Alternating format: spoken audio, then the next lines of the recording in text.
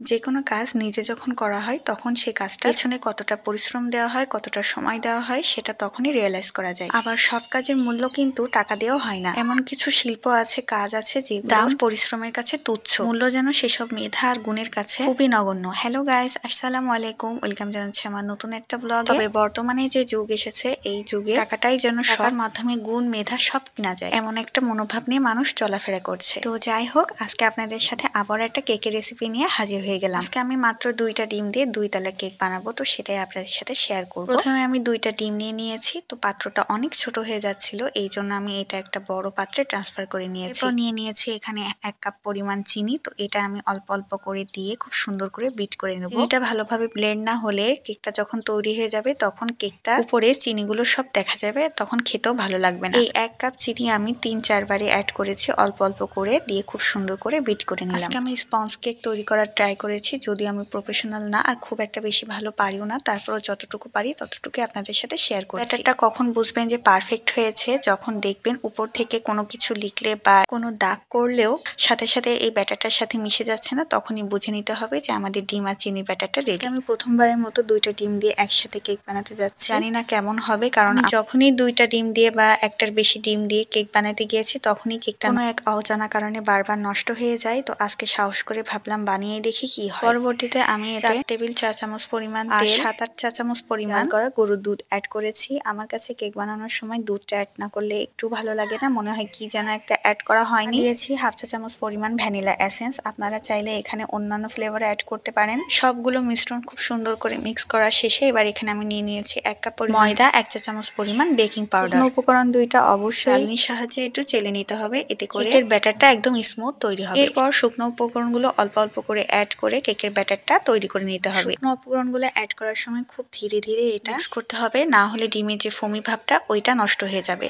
তো এরপরে আমি এখানে 2টা মোল্ড নিয়ে নিয়েছি, একটা মেবি 6 ইঞ্চি আর একটা হচ্ছে 4 ইঞ্চি। আগে থেকেই একটু তেল ব্রাশ করে কাগজ দিয়ে রেখেছিলাম। এরপরে খুব সুন্দর করে কেকের ব্যাটারটা আমি ঢেলে দিলাম, দিয়ে অল্প একটু পানি দিয়ে আমি একটা স্ট্যান্ড দিয়ে দিয়েছি। আমি 2 চুলায় 2টা কেক বসিয়ে দিয়েছি, একটা হচ্ছে ইন্ডাকশন কুকার আর একটা হচ্ছে গ্যাসের চুলা। এদিকে দেখুন কেক বানাতে বানাতে অলরেডি সন্ধ্যা হয়ে গেছে, মাগরিবের আজান দেবে দেবে ভাব।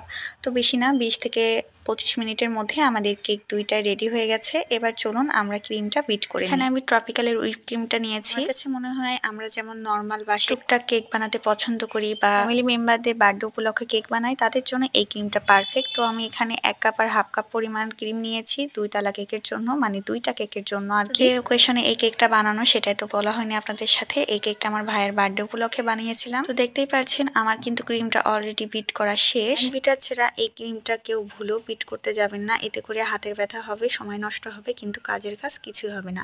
আমি তো প্রথমবার এই ক্রিমটা কিনে এনে বাসায় একা একা করে হ্যান্ড উইক্সে বানিয়েছিলাম, আমার হাতের অবস্থা 12টা বেজে গিয়েছিল, আবার ক্রিমটা সুন্দর হয়নি।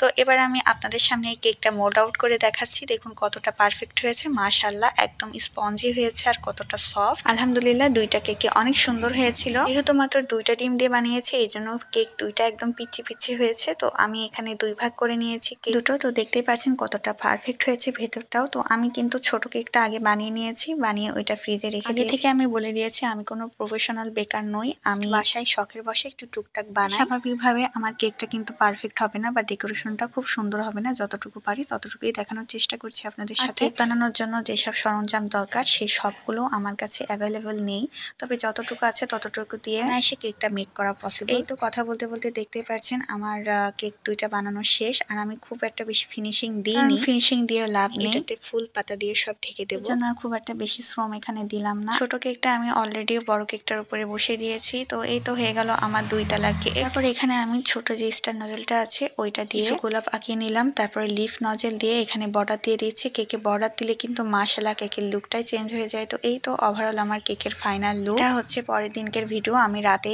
এই পর্যন্ত মেক করে রেখেছিলাম। চলুন কেকের ফাইনাল টাচ দিয়ে আসি। তো এইটা অ্যাড করলে কেকের ফুল লুকটাই একদম চেঞ্জ হয়ে যায় মাশাআল্লাহ। ওভারঅল অ্যাড করলে কেন জানি না কেকটা দেখতে আগের থেকে অনেক বেটার লাগে। তো এই তো ওভারঅল আমার কেকের ফাইনাল লুক। আমি আর হ্যাপি বার্থডে টাইপ কিছু লিখিনি, কারণ জায়গাটা অনেক ছোট ছিল। এবার কেকটা কাটার পালা। ফুল ভিডিওটা দেখার জন্য আপনাদের সবাইকে অনেক ধন্যবাদ। কেকটা দেখতে ওভারঅল কেমন হয়েছে সেটা অবশ্যই জানাবেন। আজ এই পর্যন্তই।